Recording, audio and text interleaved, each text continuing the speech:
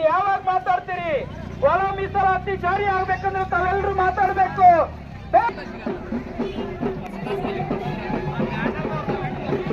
ನ್ಯಾಯಾಧೀಶರ ಅನುಕೂಲಕ್ಕಾಗಿ ಸುಪ್ರೀಂ ಕೋರ್ಟ್ನಲ್ಲಿ ಒಂದು ಅಧ್ಯಯನ ಮಾಡಿದ್ದಾರೆ. ಯಾವ ರಾಜ್ಯದಲ್ಲಿ ಸರ್ಕಾರಗಳು ಆಳ್ವಿಕೆ ಮಾಡ್ತಾ ಇದ್ದಾವೆ ಆ ಸರ್ಕಾರಗಳು ಆ ಜನಸಂಖ್ಯೆಗೆ ಅನುಗುಣವಾಗಿ ಆ ಸಮುದಾಯಕ್ಕೆ ನ್ಯಾಯವನ್ನು ಕೊಡಬೇಕು ಮತ್ತು ಆ ಸಮುದಾಯಕ್ಕೆ ಒಂದು ಒಳ್ಳೆಯ ರೀತಿಯ ಸೌಲಭ್ಯ ಸಹಕಾರಗಳನ್ನು ನೀಡಲಿಕ್ಕೆ ಆ ಸರ್ಕಾರಕ್ಕೆ ಆದ್ಯತೆ ಇದೆ ಅನ್ನುವಂತಕ್ಕಂಥ ಮಾತನ್ನು ಸುಪ್ರೀಂ ಕೋರ್ಟ್ ಆದೇಶವನ್ನು ಮಾಡಿದೆ. ಸರ್ಕಾರದಲ್ಲಿರ್ತಕ್ಕಂಥ ಸಾಮಾನ್ಯ ಮುಖ್ಯಮಂತ್ರಿಗಳು ಸಿದ್ದರಾಮಯ್ಯನವರು ಹಲವಾರು ಬೇಡಿಕೆಗಳನ್ನು ಈಡೇರಿಸಿ ಹುಬ್ಬಳ್ಳಿಯಲ್ಲಿ ಬೃಹತ್ ಆಕಾರದ ಪ್ರತಿಭಟನೆಯನ್ನು ನಮ್ಮೆಲ್ಲ ಸಮುದಾಯದವರು ಮಾಡಿದರು. ಸುಮಾರು 17 ಜನ ಈ ಹೋರಾಟದಲ್ಲಿ ಮರಣವನ್ನು ಹೊಂದಿದರೂ ಕೂಡ ಆ ಎಚ್ಚರತಕ್ಕಂಥ ಸಿದ್ದರಾಮಯ್ಯ ಸರ್ಕಾರ ಇವತ್ತು ನಮಗೆ ನ್ಯಾಯವನ್ನು ಒದಗಿಸಲಿಕ್ಕೆ ಸಾಧ್ಯ ಆಗ್ತಾ ಇಲ್ಲ.